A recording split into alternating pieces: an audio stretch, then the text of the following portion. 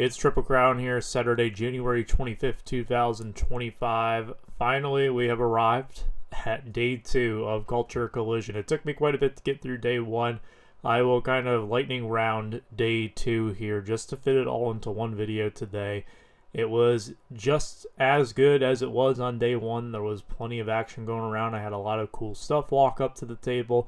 Sold quite a few things as well, but let's waste no more time because I have a lot to cover once again. We'll get right into the action.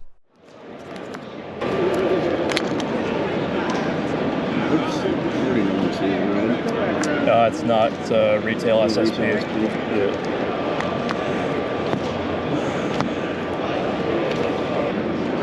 How do you roll on the Garrett Auto?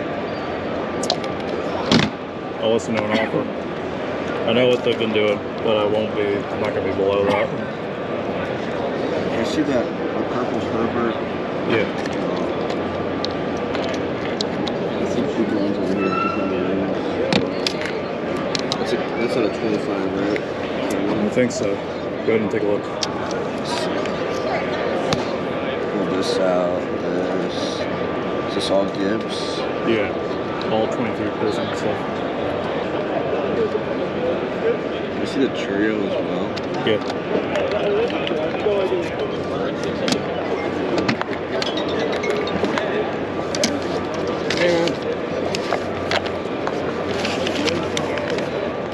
I can't move off of these. I can give you like 30 here, so this will be 50, 80, 120 for 200 even. Is there any comps on the Peterson? Probably not in a 10 because I think it's a pop one. There's raw ones, there's 9s, but there's not going to be any for 10s.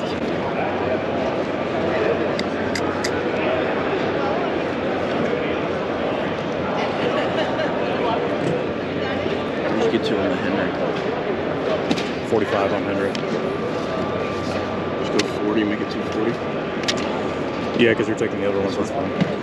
Pretty quick first deal. I haven't even finished setting up yet, and I sold a nice little stack of cards there. One thing I want to point out about this, though, is the Adrian Peterson Red Refractor. He asked me if there were any sales on it in a PSA 10, and I told him no. Now, I will usually have people ask me this, and then they'll still proceed to look up the card themselves. I think a lot of times it is because they want to know if I saw anything before they look it up themselves, maybe to see if they can see what I'm talking about. But just a piece of advice, I would never blindly trust a dealer telling you what things have sold for, because I have seen it many times where dealers maybe haven't seen all of the data, or perhaps they don't quite understand the difference between what someone is asking for a card versus what a card actually sold for. I've also had people just straight up lie to my face and tell me what something sells for when no, it didn't. Sometimes I think it's accidental. Sometimes I definitely think it is meant to mislead someone and they're lying. So just a piece of advice, don't ever blindly trust a dealer to tell you what a card is sold for. Did you do 75 on the Cunha and Merrill? I'd be at 90 for the Bears. 90? Yeah.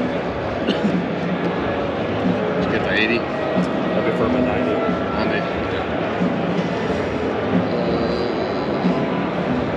90. I really just want the Cunha, to be honest with you. Did you do 40 on the Cunha? I do 45 a piece. So that's kind of how I broke it down. I got you. Yeah, I got it. I'll do that. I'll do that. All right, cool.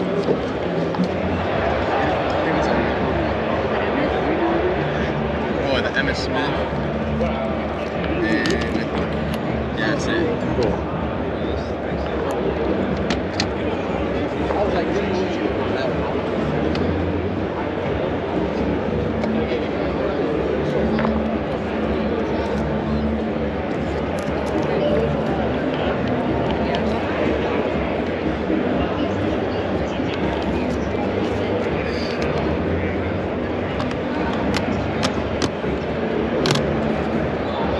A couple things that I'm doing there when I'm shuffling through those slabs. First of all, I'm trying to show off on the camera what I am potentially selling here.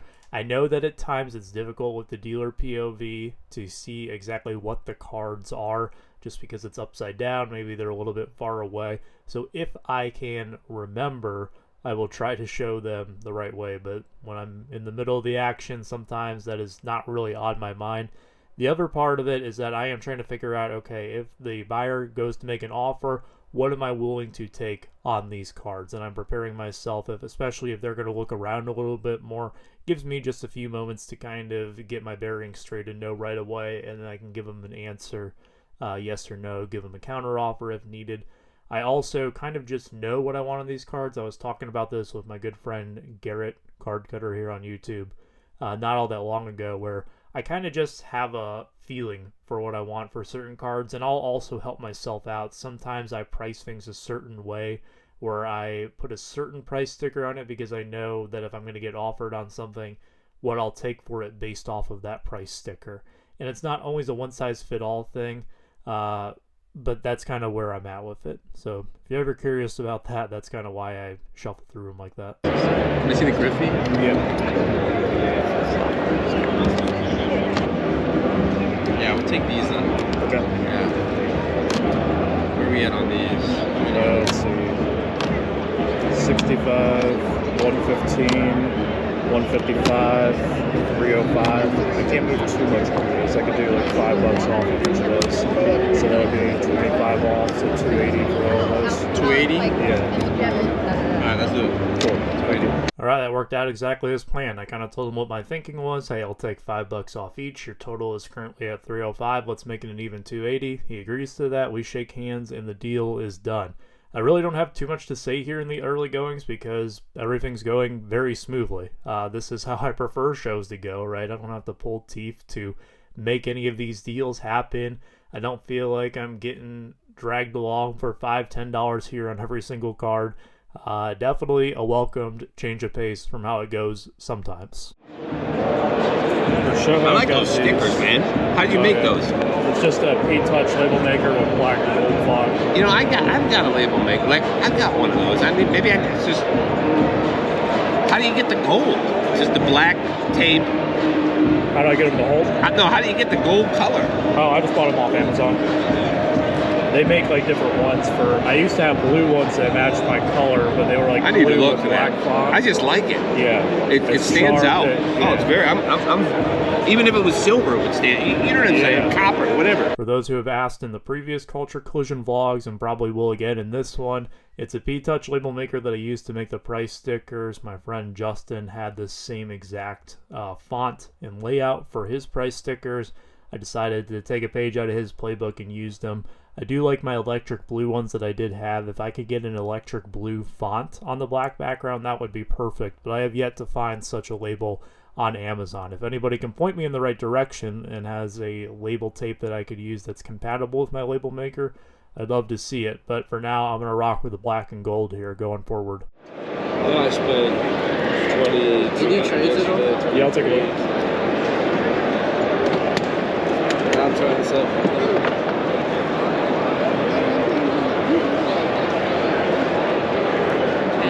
Trade these two.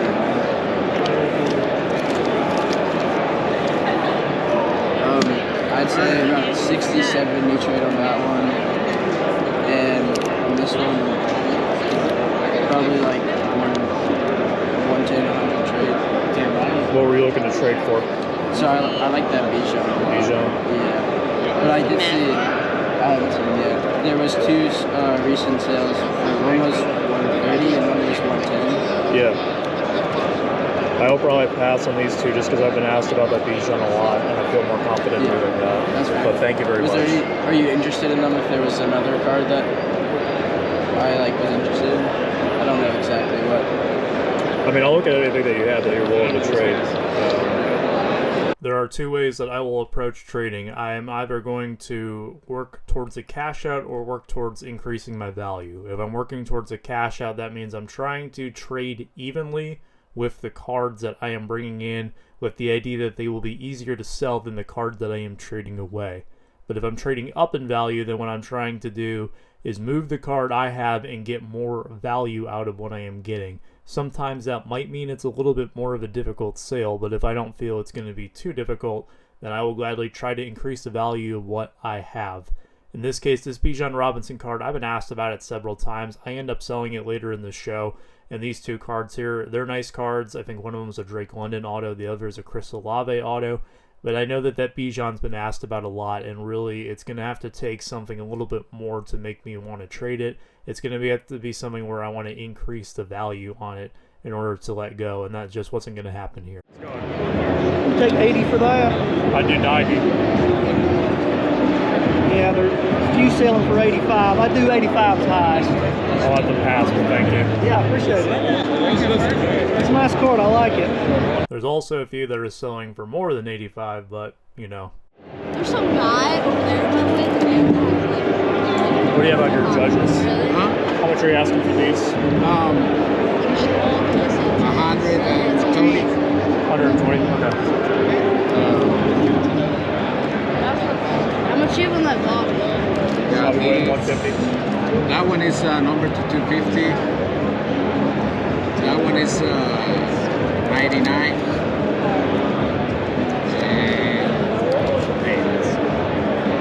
And that one is 299. The number. This is one of the crazier walk-ups I had during the weekend. By walk-up, I mean someone who comes up to your table looking to sell. You'll see the two Judge rookies there. You can also see an Ohtani from 2018 gallery. It's a green parallel number to 250. That was only scratching the surface of what he had with him. He started off by showing me this SGC grading box full of 2018 Diamond Kings Ohtanis, all of the different variations, and all of them with maybe a couple of 9s sprinkled in were PSA 10s. It was kind of like, wow, I wonder why you have so many of them, and I wonder if there's more where that came from, and the answer to that was yes, there was plenty more where that came from. He had a huge stack of Ohtani stuff. He had a really decent stack of Skeen stuff. He had a really great stack of Ellie stuff. He had a nice stack of 2024 Finest. There was a baseball utopia in his backpack. I wanted to get as much of it as I could, but I didn't want to take the whole thing. And I kind of thought, okay, maybe I can buy out the Ohtani stuff. Maybe I can buy out the Ellie stuff and sprinkle in a little bit more just because the sheer quantity that he had. And that's what I'm going to spend the next several minutes trying to do, is figure out exactly what he has and what I'm going to offer for all this. With baby wood. All this is our seeds. I got the blue one. You want me to put it over here or near mine? Yeah, let me, let's see.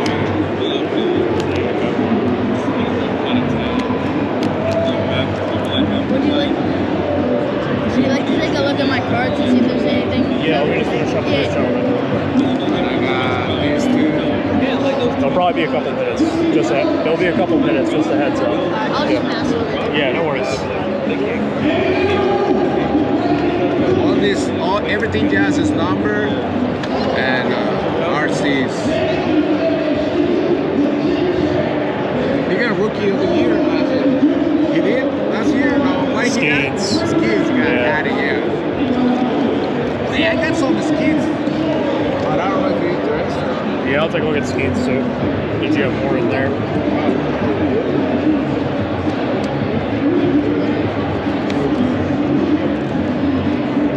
That's number 210.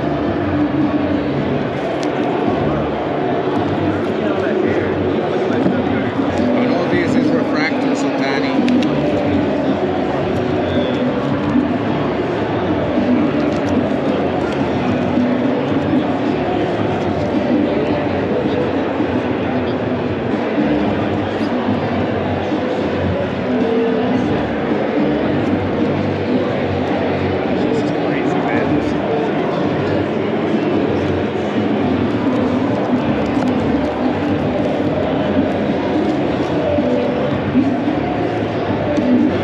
Can you give me a hot dog and a pretzel?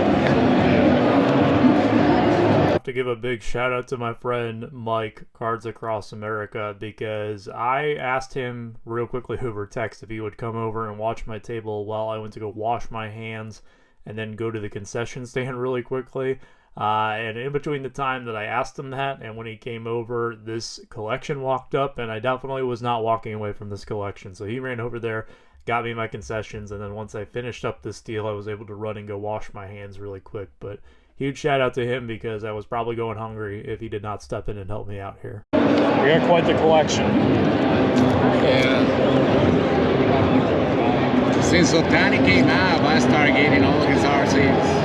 And then I started getting Ellie, then Curio, Mayor.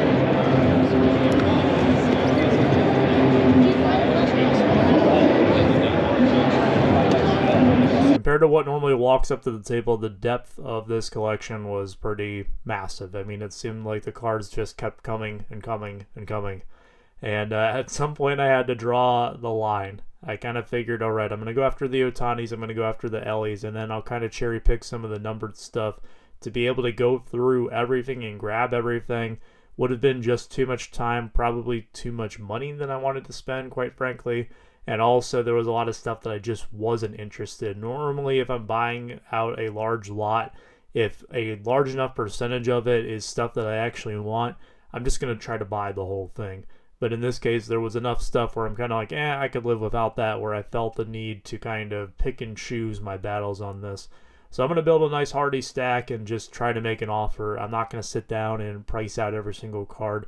I'm just going to try to figure this out on a per card basis and hope that it works out. Pass on these two, and then I'd be interested in all of this, depending on what your price would be for all of them.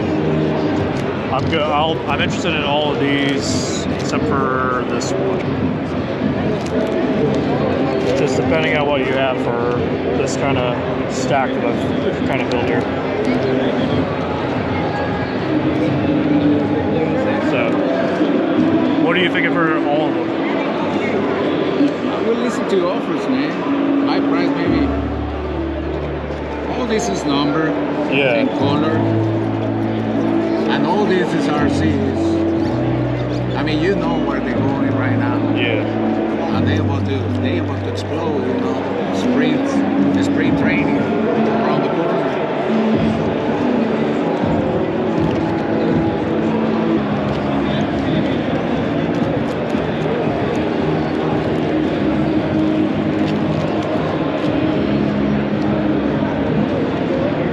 This is the most I've had to trust my gut in quite some time. I'm not going to spend the time to go through every single one of these cards and figure it out. As you can see here, I've counted up all the Ellies, I've counted up all the Otanis, and then on the miscellaneous stuff, I've kind of figured out what each of them is worth, and I'm going to come up with an offer based on the per card basis here.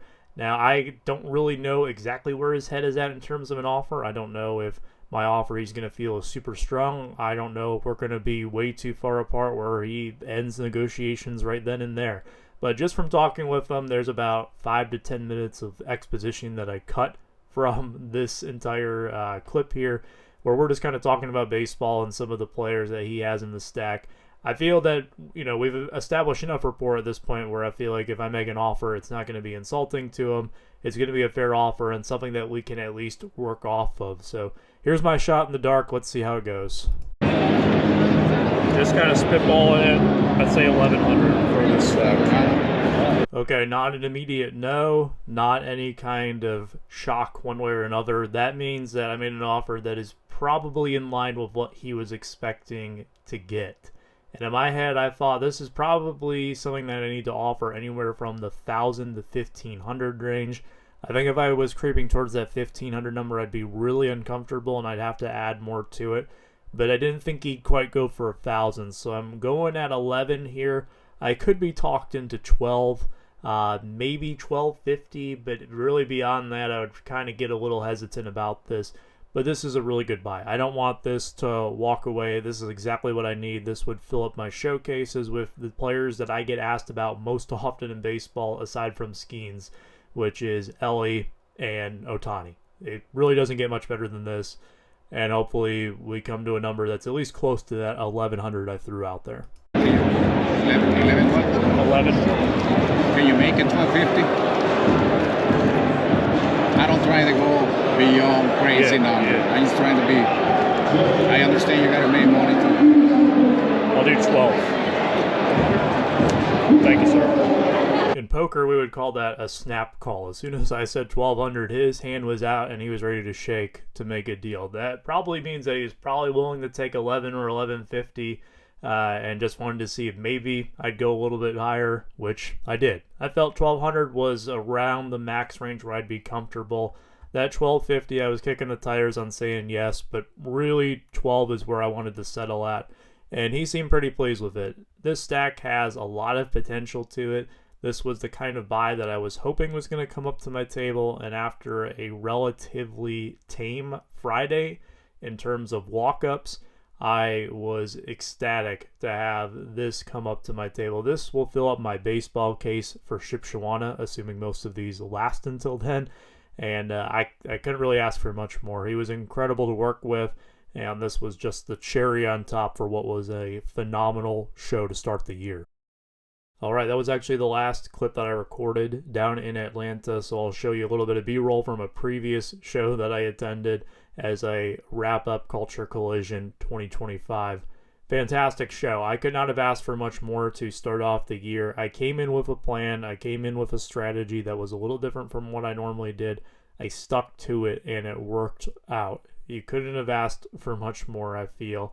The buys were good, the selling was good, and I was able to come home with some nice new inventory, and I moved off of a lot of things that I was hoping to and planning on moving down in Atlanta. It is now time to look forward to Shipshewana. That's going to be the next time I set up. I am really digging this format where I am mostly walking around buying and kind of gathering my resources, then doing a larger, what I would call regional show every 4 to 8 weeks, ideally. Now, there will be a couple of local shows that I still want to set up at, mostly to have people walk up and try to sell things to me, but also to sell some of my lower hanging fruit that may be more apt to move at a local show compared to a regional show. But outside of that, really, this format and schedule that I have figured out here is working out really well. If this was just a taste of what is to come in 2025, then it's going to be a pretty good year for me. But that will wrap it up. Thank you so much for watching. If you missed any of the previous parts, go ahead and check them out. They're all up on the channel. I'll see you later in the week with something a little bit different. Until then, take care, stay safe, be kind.